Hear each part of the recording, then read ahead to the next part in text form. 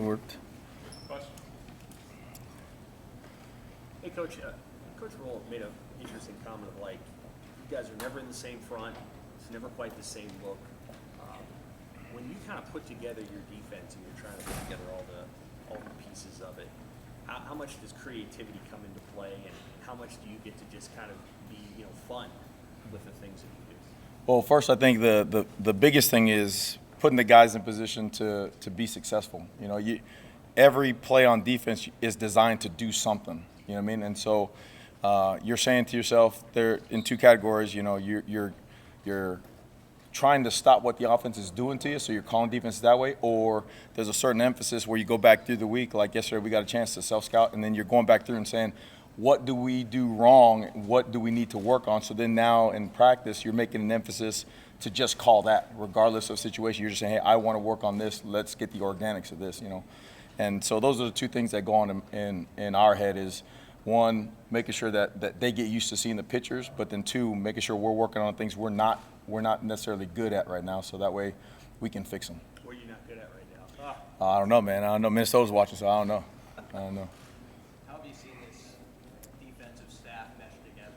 Oh, well, I mean, it's being around those guys. It's a great. Like I said this earlier. It's a one. You got the knowledge aspect, right? You got some guys who have played at the highest level, coached at the highest level, coached some of the most elite players on the planet.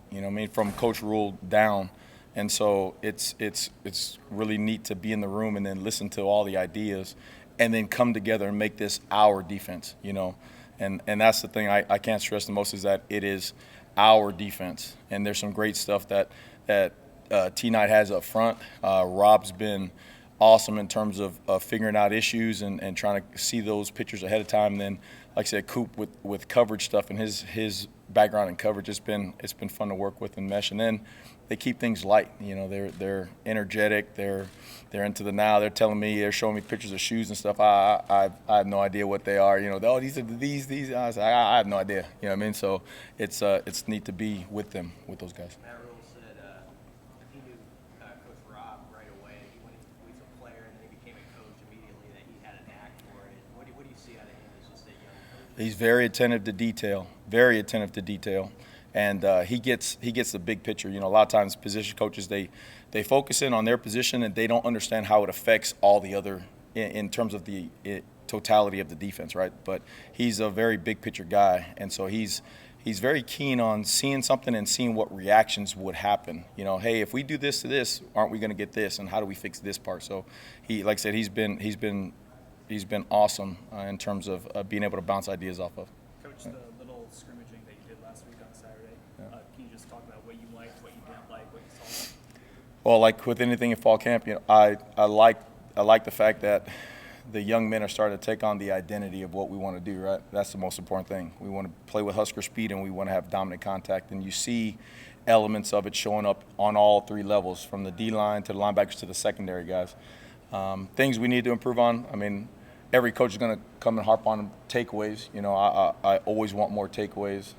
You can never be too physical in that regard, without being stupid and doing stupid stuff. But just a continuation of the process, as we continue to install defenses, that getting closer to 831, but also making sure that, again, the identity is the most important part of this. How do you see Quentin Newsom growing from spring to training camp, and how's he getting better as a player? Yeah, he's starting to move faster. I think the last couple of practices have been some of his better ones in terms of physicality, right? I mean, with the DBs, when you talk coverage, they light up, and when you talk run game, they kind of say, "Oh, you're talking to somebody else." But it's you turn the page when you start talking about the run game, and now DBs are taking pride in coming up and filling those alleys and having some physicality with the ball carriers. So he's had the last couple of days have been his most physical practices. So it's fun to watch him just fly around.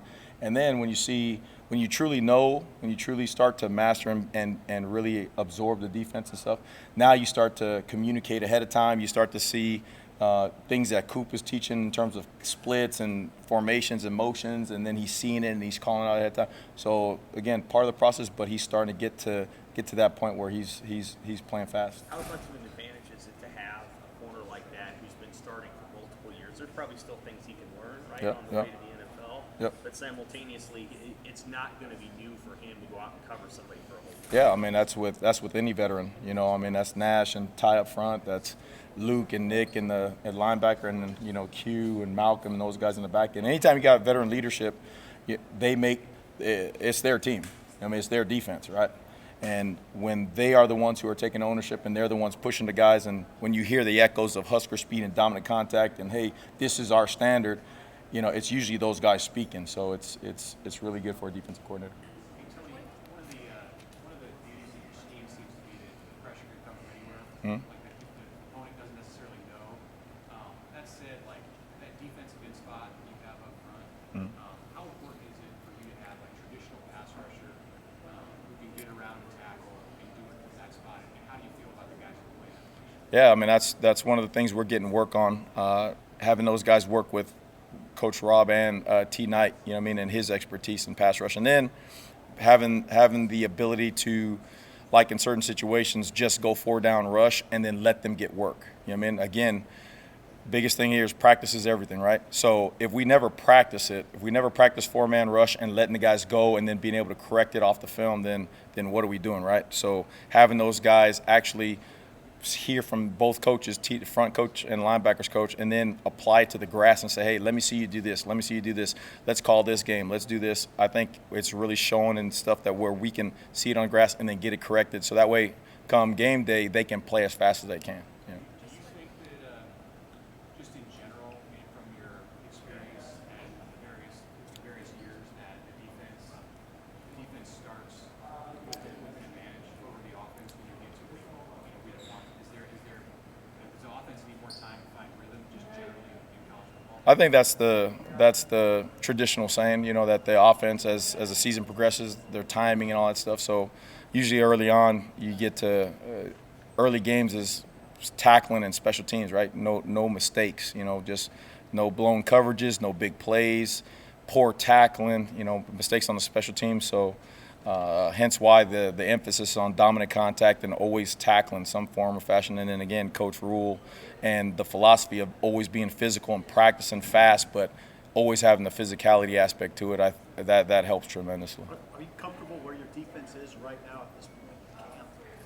I believe that we are still growing. We're going to take this last time remaining and make sure that we know what we're doing. You know, again, it goes back to being able to self-scout and then say what you're doing wrong and seeing if it's a big piece that we're going to do and we need to correct, or is it something, hey, it's too expensive, we're going to throw it out. You know what I mean? And so that's where we're getting to. We got plenty of film of what we're running, so now we're going back through and seeing what can we do really fast and really physical, what can we add, what can we take out, so that way the guys can just go out there and play right now.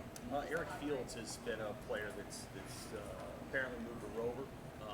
What have you seen from him in the short time that he's been here? Yeah, that dude is fast. I mean, Coach Coop has a really good eye for talent, and he called it out from the get-go. That guy is like, hey, point A to point B, I'm gone, and he is physical as can be. So he's growing. He's learning what we're doing, and when he gets a chance to just, you know, not think and just go, hey, where's the football? I'm gone. You can see why he's here right now. Very explosive, very physical. He's going to be a good one in the future. Does he see time with the top units right now? They're all rotating through. So sometimes you look up and he'll be with the twos. Sometimes, you know, I don't know if he's been with the ones, but he'll be with the twos, the threes, you know, the freshmen. So he'll rotate through there. Physically, with his frame, is he ready right now, or like all freshmen, he just needs to? No, I mean I think he's 195-ish, right in there, 200 pounds, somewhere right in there. So he's physical. It don't matter how much he weighs. He hits like he's 230, 240. I mean, that's the kind of explosion he has in him. You know what I mean? So now it's a matter of, can he line up? Can he know what to do? And then get him to the point where he just, hey, there's the ball, I'm gone. You know. So. What have you seen Cam and Prince roll? What have you seen from their development since they got here in the spring? Same thing, you know, the continued growth. I think the physicality you see, and that comes from Corey down in the weight room and Kristen getting them bigger and stronger and stuff like that. They're continuing to grow just like the other guys. You know, Kai Wallen has had some great practices. I'm trying to think of some of those other young guys who are starting to come on. You know, Javen Wright-Buddha, he's starting to show up some as well. There's some guys who are starting to hit the point where they're known and given the chance, they're playing fast. Yeah. Tony, sometimes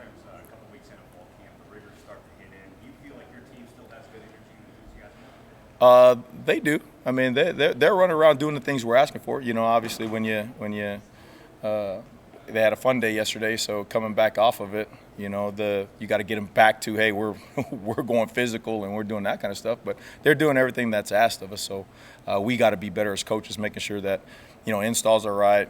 When they get out to pre-practice, their mind is right. They know what's coming. You know, so it's always, if something's wrong with that in that regard, then it's our fault as coaches. I know you probably got it. Can you just elaborate on, Yeah. sorry, on Knight and No, what no. he's done to bring out the best in this room? T9? Yeah.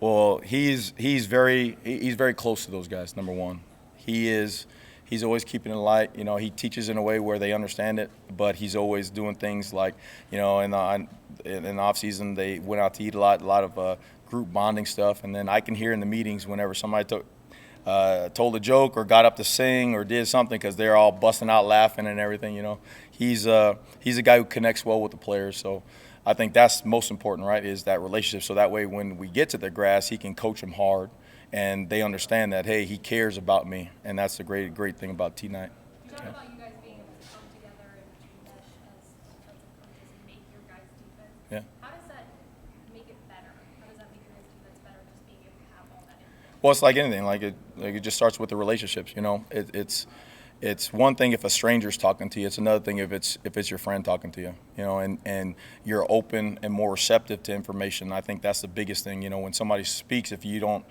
care about that person, usually it's in one ear out the other. You know what I mean? But if you truly care about somebody, then you absorb the information that they're saying. Right, wrong, or indifferent, you're going to absorb it, and then you're going to use it to your advantage. Right. So that's the thing with the guys in the room. You know, we got, you know, our senior analyst who's been a head coach for 11 years. He's, you know, 60 years old plus. And we got Rob, who's in his 20s, 30 for 30, you know, all that kind of stuff like that. So, I mean, we got the range in there. And we got the experience in there. So it's a matter of making sure that we're doing the things that we need to do here in Nebraska to put these guys in position to go make plays, you know. Because sometimes you get too much information, too many things, and then you're scrambling their mind. It's like, hey, let's cut it down, which that's the point we're at right now, is cutting it down, making sure our guys can absorb everything we're doing and letting them go play.